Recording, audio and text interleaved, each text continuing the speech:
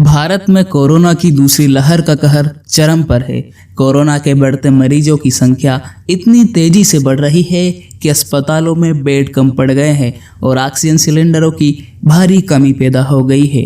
वह ऑक्सीजन जो इंसान के जिंदा रहने के लिए जरूरी है, उसके सिलेंडर की कमी हाहाकार पैदा कर रही है। इस बीच देश के उद्योगों, कारखानों, स्टील प्लांटों ने अपने यहाँ ऑक्सीजन की खपत को कम कर लिक्विड ऑक्सीजन अस्पतालों को सप्लाई करना शुरू कर दिया है। साथ ही भारत को बहुत सी विदेशी मदद भी मिल रही है।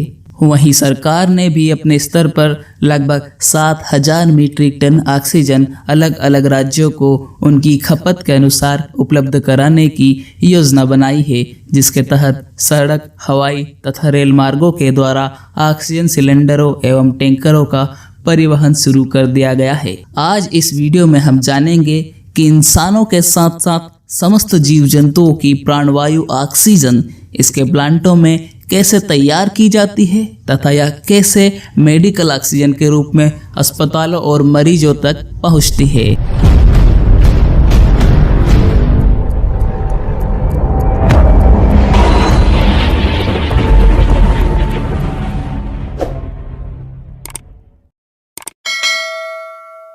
सरकारी और प्राइवेट दोनों तरह की कंपनियां ऑक्सीजन प्लांट लगा सकती है।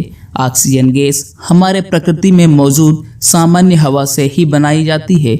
इस सामान्य हवा में 78% नाइट्रोजन, 21% ऑक्सीजन तथा 1% अन्य कार्बनिक गैसें एवं धूल के कण होते हैं। Oxygen gas cryogenic distillation process के द्वारा बनाई जाती है, यानी हवा में मौजूद विभिन्न गैसों को अलग अलग किया जाता है, जिसमें एक ऑक्सीजन भी होती है। क्रायोजेनिक डिस्टिलेशन प्रोसेस में हवा को फिल्टर किया जाता है ताकि धूल मिट्टी को हटाया जा सके, यानी कि मान लीजिए बहुत ही बारीक छलनी में हवा को छाना जाता है। उसके बाद कई चरणों में हवा को कंप्रेस किया जाता है। उसके बाद कंप्रेस हो चुकी हवा को मॉलिक्यूलर छलनी एड्सॉर्बर से ट्रीट किया जाता है ताकि हवा में मौजूद पानी के कण, कार्बनिक कण एवं हाइड्रोकार्बन को अलग अलग किया जा सके। इस पूरी प्रक्रिया से गुजरने के बाद कंप्रेस हो चुकी हवा डिस्टिलेशन कॉलम में जाती है, जहां पहले इसे ठंडा किया जाता है। यह प्रक्रिया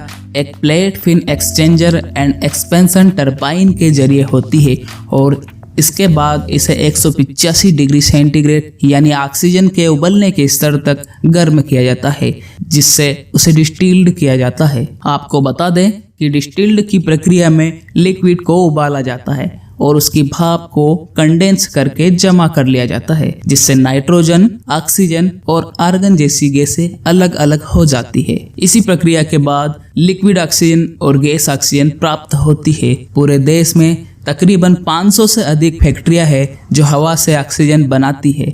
मेडिकल ट्रीटमेंट में जिस तरह की ऑक्सीजन का इस्तेमाल होता है वह लिक्विड ऑक्सीजन होती है। प्लांट्स में पूरी प्रक्रिया होने के बाद बनकर तैयार होने वाली लिक्विड ऑक्सीजन को तय तापमान पर बड़े बड़े क्रायोजेनिक टैंकरों में भरकर डिस्ट्रीब्यूशन सप्लाई चेन के माध्यम से हॉस्पिटल्स में पहुंचाई जाती है। कुछ बड़े हॉस्पिटल्स में सेंट्रलाइज्ड ऑक्सीजन केबिन या टैंक होता है, जहां से जिस बेड पर ऑक्सीजन की जरूरत होती है वहां पाइपलाइन के जरिए इसकी सप्लाई होती है। छोटे हॉस्पिटल्स में ऑक्सीजन बड़े बड़े सिलेंडरों में पहुंचाई जाती है, फिर पाइपलाइन के जरिए मरीजों के बेडों तक पहुंचाई जाती है। बेहद छोटे हॉस्पिटल्स जहां पाइपलाइन की सुविधा नहीं है, वहां ऑक्सीजन के छोटे छोटे सिलेंडर मरीज के बेड के पास लगाए जाते हैं। कोरोना रूपी इस भीषण महामारी में आजकल घरों में भी ऑक्सीजन सिलेंडर रखे जा रहे हैं। मरीजों के परिजन ऑक्सीजन सिलेंडर बेचने वालों या रिफिल करने वालों से इसे खरीद कर घर में रख लेते हैं।